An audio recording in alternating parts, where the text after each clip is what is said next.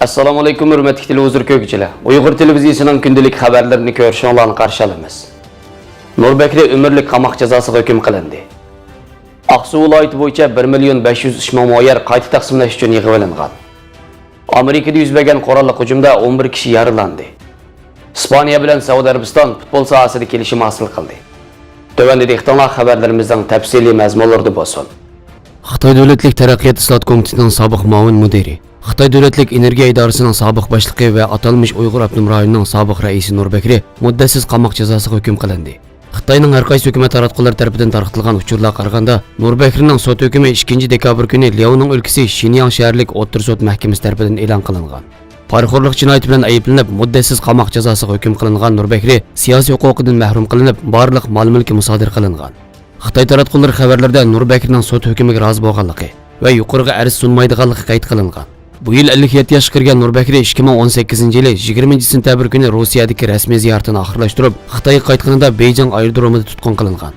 Nurbekri Xitoy Markaziy intizom tekshirish va reviziya komiteti tomonidan tutqun qilinib, oradan 6 oy o'tganda, ya'ni 2019-yili 16 mart kuni tunji qatim xabar e'lon qilib, Nurbekrining atalmish partiya intizomiga og'ir darajada xiloflik qilish qilmishi bilan taftish organlarining bartaraf qilishiga topshirib berilganligini jakarlagan.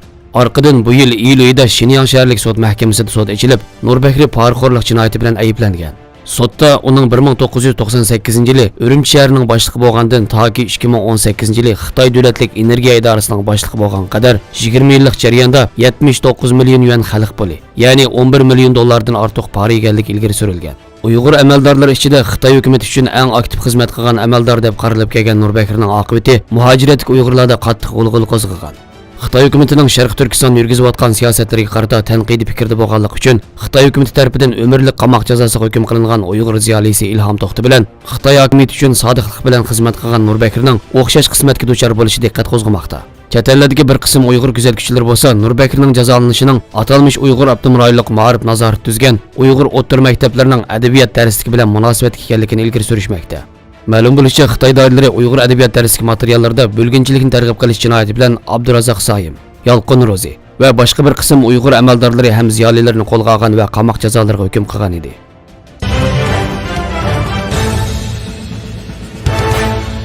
Erkin Osiyo radiosi xabarida Xitoy hukumatining Sharq Turkistonda navbatda har qaysi joylardagi terilg'i yerlarni qaytadan huddiga berayotganligi ma'lum bo'lmoqda.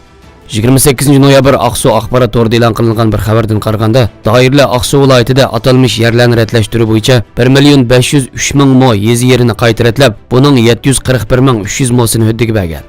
Xabarda doirlarning yerlarni ratlashtirish bo'yicha tashlanib qolgan yerlarni tuzab, qaytadan huddiga berganligi bayon qilingan.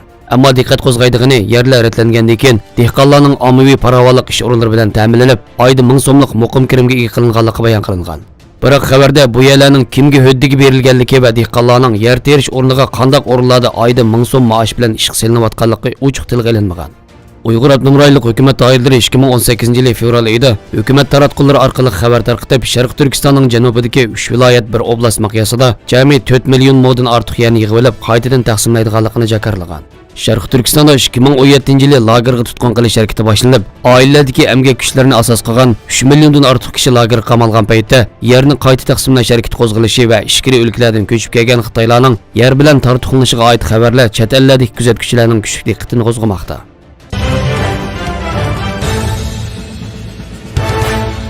Amerikaning New Orleans shahrida yuz bergan qurolli hujumda 11 kishi yaralanib, 2 kishining ahvolining og'ir ekanligi bildirildi. Amerika mediasida chiqqan xabarlarga asoslanganda 1 dekabr kuni Louisiana shtati qarashli New Orleans shahrining eng avvat rayonlaridan birisi bo'lgan French Quarterda qurolli hujum qilish voqeasi yuz bergan. Voqeaga tegishli bir gumondorning nazoratga olinganligi uqtirilgan. Hujumning sababi haqida texnicha biror rasmiy bayonot e'lon qilinmagan.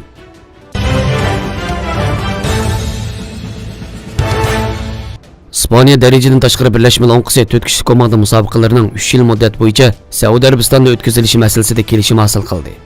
Ispaniya futbolchiligining kirimini oshirish uchun plan qilingan 4 kishilik komanda hal qiluvchi musobaqalari darajadan tashqari birlashma o'nqisi 3 yil bo'yicha Saudiya Arabistonda o'tkaziladi ekan.